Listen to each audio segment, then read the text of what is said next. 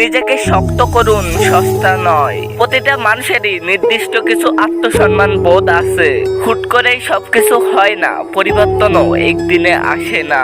ধীরে ধীরে মানুষ পরিবর্তন হয় না, আঘাত মানুষকে পরিবর্তন করে। মানুষের অবহেলা মানুষকে পরিবর্তন করে। অসংখ্য কথা আর পাহাড় সমান ব্যথা লুকিয়ে মানুষ নিজেকে শক্ত করে ঘুরে দাঁড়ায়। যেখানে বারবার নত হয়েও কোনো সম্পর্ক টিকে থাকে না, যেখানে অনুভূতিগুলো কোনো মূল্য পায় না, সেখানে মানুষও আর নত হতে চায় না, বরং হারাতে চায়। মানুষটা ভেতর থেকে ভেঙে চুরে চুরমার হয়ে যায়। ব্যথা লুকিয়ে মানুষটা পাথর হয়ে যায়, আর একটু একটু করে নিজেকে আড়াল করে নেয়। তখন আমরা তার আড়াল হয়ে যাওয়াটাকে পরিবর্তন মনে করি। আমরা শুধু তার পরিবর্তনটাকে দেখি, তার অসহায়তাটাকে দেখি না, তার অভিমানের ভাষা বুঝি না।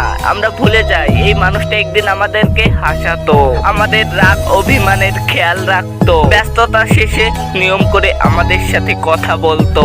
অথচ সেই মানুষটা এখন কিছুই বলে না, চুপচাপ থাকে, নিজেকে আড়ালে রাখে। তার অভিমানের খোঁজ আমরা রাখি না। আমরা আমাদের অহংকারের কাছে তার সরল বিশ্বাসটাকে হারিয়ে দিই। তৈরি করে দিই একটা বিশাল শূন্যতা। অসমাপ্ত গল্পে রেখা টেনে বলে দিই বিদায়। মানুষটা কোনো প্রতিবাদ করে না, কারণ মানুষটা নিজেকে আর সস্তা করতে চায় না।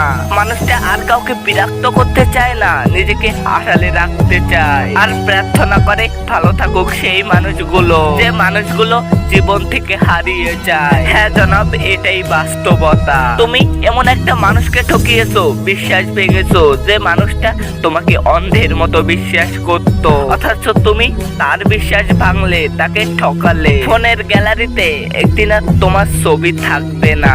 তোমার সাথে কথা বলা ছটফটানিও একদিন সময়ের সাথে মিলিয়ে যাবে। তোমাকে দেখার নেশাও কোনো একভাবে কেটে যাবে। তোমার অবহেলা তোমার থেকে আমায় একটু একটু করে দূরে সরিয়ে নিবে।